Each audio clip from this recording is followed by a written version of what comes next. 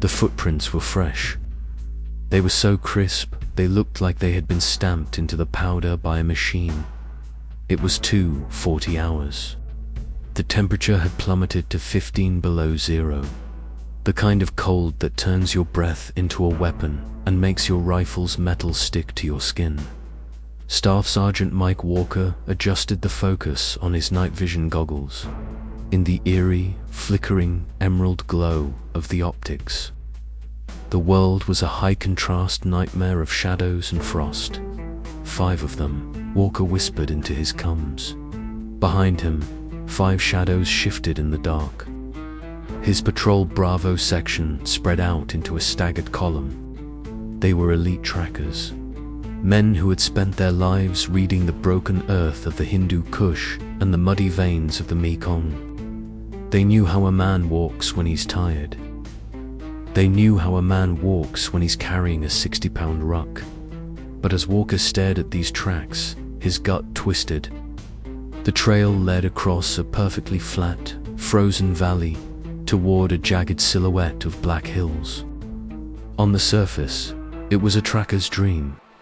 5 enemy combatants moving in a single file line, heading toward what looked like a rally point. "Sarge," Corporal Davis whispered, pulling up beside him. "Look at the stride." Walker nodded. He'd already seen it. The spacing was too mechanical.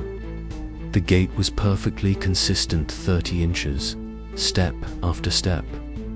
No stumbles, no dragging heels. In this kind of snow, a human being should be fighting for every inch. These tracks looked like they were floating. "They're moving slow," Walker muttered. "Carefully, like they're walking on eggshells." He felt a chill that had nothing to do with the temperature. It was the predator's chill, the instinctive realization that you aren't the hunter, you're the bait. But orders were absolute. Locate, track, report. Walker gave the hand signal to advance. Bravo section moved into the white void of the valley. They were green ghosts.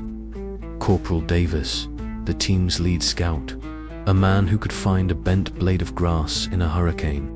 Private Harris, the RTO and grenadier, a kid from Montana who had been hunting elk since he was 5. Then there were Stafford, Miller, and Kowalski, the muscle and the rear security. They had tracked insurgents through burning sands where the wind erases a trail in seconds. They trusted the trail. To a tracker, a footprint isn't just a mark, it's a biography. But as they pushed deeper into the valley, the biography started to turn into a ghost story. The wind had died down completely. The only sound was the rhythmic crunch hiss of their own boots breaking the crust of the snow. The valley was a natural amphitheater, and every snap of a twig or rustle of a parka felt like a gunshot. "Something's wrong with the silence out here," Harris whispered over the encrypted net. "I can't hear the front lines. I can't hear the wind. It's like the world just stopped." Walker didn't respond. He kept his eyes glued to the footprints. 20 minutes into the trek, the valley opened up into a wide, featureless basin. No trees to provide cover, no rocks to hide behind. Just a sea of white. And that's when the trail ended. Walker stopped so abruptly that Davis nearly ran into him. The footprints, those 5 perfect, rhythmic sets of tracks, simply ceased to exist. Walker knelt. He didn't touch the snow. He just hovered his hand over the last mark. It was a right boot, a standard issue lug sole. The edges were sharp. The snow inside the print hadn't even begun to crystallize from the wind. These men had been here minutes ago. But ahead of the last footprint, the snow was like a sheet of white glass. Walker stood up and turned a full 360 degrees. Davis scanned for a backtrack. Harris glassed the hills. "Tell me you see a helicopter or a low-flying VTOL," The report came back in seconds. Nothing, Sarge. No rotor wash. No disturbed snow. No heat signatures on the floor. No other tracks, Mike. It's like they just stepped off the edge of the world. The patrol gathered in a tight circle, rifles pointing outward. It was a tactical nightmare. They were standing in the middle of a flat, open field with zero concealment, staring at a physical impossibility. Maybe they had jump shoes, or some kind of extraction rig. Miller suggested, his voice tight. No, Walker said, his eyes narrowing. Even a high-stakes extraction would leave a mark. The downwash from a bird would have obliterated these prints. And nobody jumps out of a valley without leaving a landing mark. He knelt back down, his nose inches from the snow.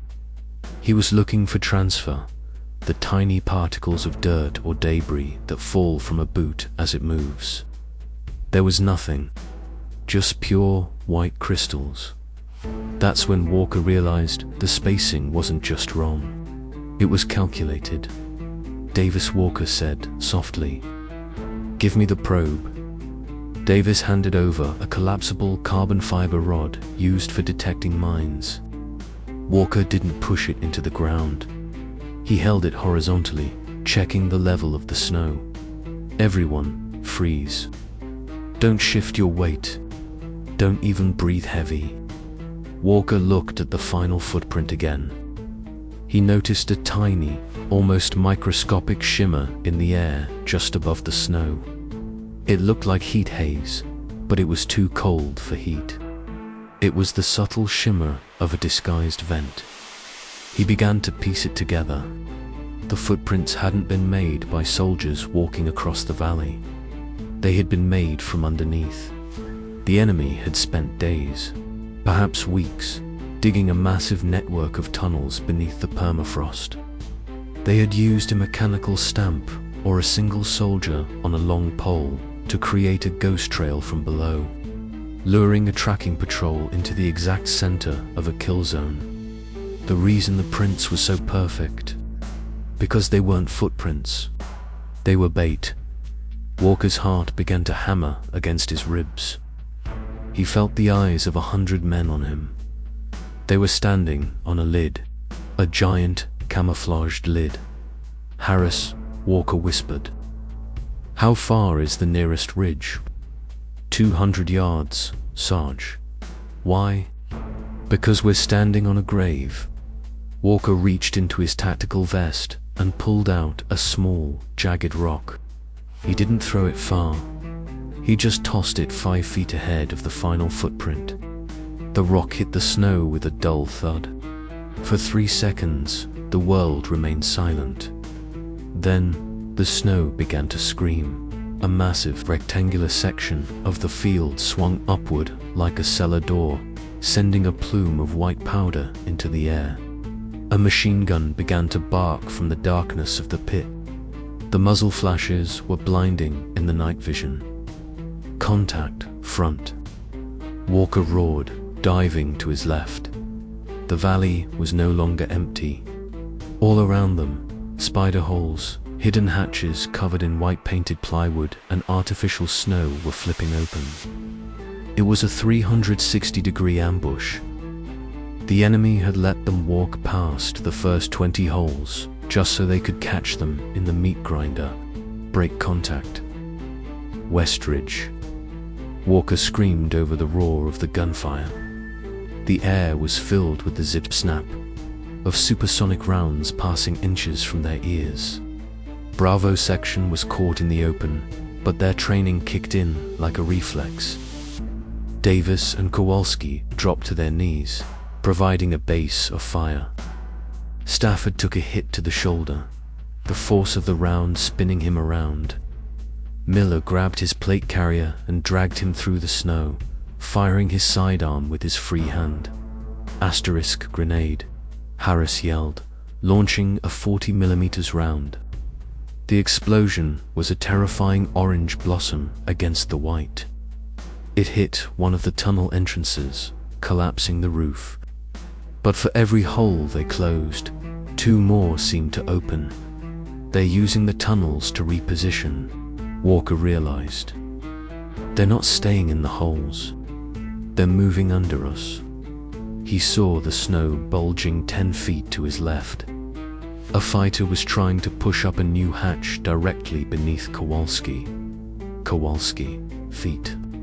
Kowalski looked down, saw the snow shifting, and hammered his boot down onto the rising hatch. He jammed the barrel of his rifle into the snow and emptied a full magazine into the earth. A muffled scream came from below.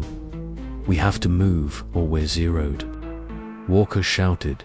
They began the Australian peel, a tactical retreat where the team moves in a leapfrog motion, keeping a constant stream of fire toward the enemy.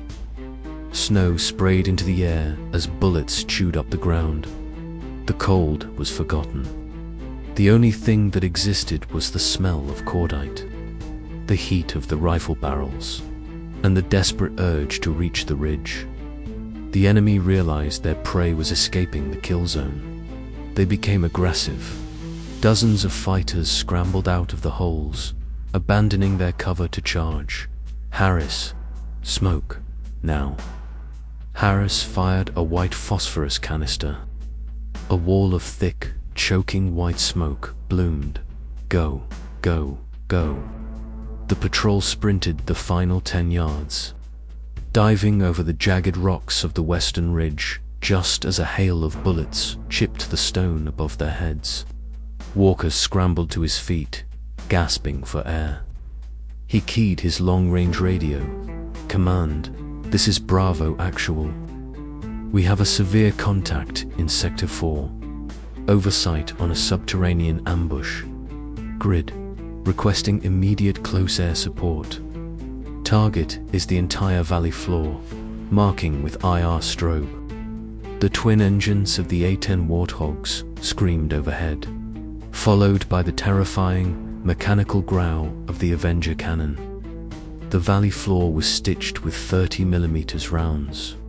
The hidden tunnels collapsed. The plywood hatches were shredded. The ghost trail was erased forever by a storm of fire and steel. 30 minutes later, the valley was a blackened scar. Reinforcements arrived in Chinook. Engineers began to move in with ground-penetrating radar. They found over 2 miles of reinforced tunnels, and they found the stamps. An engineer pulled a long telescoping pole out of a collapsed tunnel. At the end of the pole was a wooden block carved into the perfect shape of a combat boot. They would slide this out of a narrow slit in the hatch, the engineer explained. Stamp the snow, move the pole, stamp again. From 50 yards away through night vision, it looks like a man walking. It's the perfect lure. Walker took the wooden boot and looked at it. It was so simple, and it had nearly killed 6 of the best trained soldiers in the world. Stafford was being loaded onto a Medivac bird, wounded but alive. The rest of the patrol sat on the rocks, cleaning their rifles in a daze. "You noticed it, Sarge," Harris said, handing Walker a canteen. "The spacing. You noticed the trap." Walker looked out at the valley. "I didn't notice the trap, Harris. I noticed the lie. The trail was too perfect. And in war, nothing is ever perfect." Later that night, back at the forward operating base, Walker sat in front of a flickering laptop. He didn't focus on the firefight. He focused on the footprints. He wrote about the geometry of deception. He warned other patrols that the enemy was learning. They knew that Americans were trained to be logical. They knew that trackers are taught to trust their eyes. The most dangerous weapon on the battlefield, Walker wrote, isn't a missile or a drone. It's an idea. The idea that you know where the enemy is going. He closed his eyes and could still see the green glow of his goggles. He could still see those 5 sets of tracks ending in the middle of nowhere. The valley at Whiteout Ridge is quiet again. The snow has fallen, thick and heavy, covering the craters and the blackened earth. To a passing plane, it looks like a pristine wilderness. But if you look closely, if you are a tracker, you might see the faint outlines of where the earth once opened up. Soldiers who survived that night don't look at tracks the same way anymore. They don't just ask where a trail goes. They ask why it exists. Because in the frozen wastes of the north, a set of footprints isn't always a sign of a traveler. Sometimes it's a signature on a death warrant. And if the tracks suddenly stop, don't keep walking. Because the enemy isn't gone. They're right beneath your feet,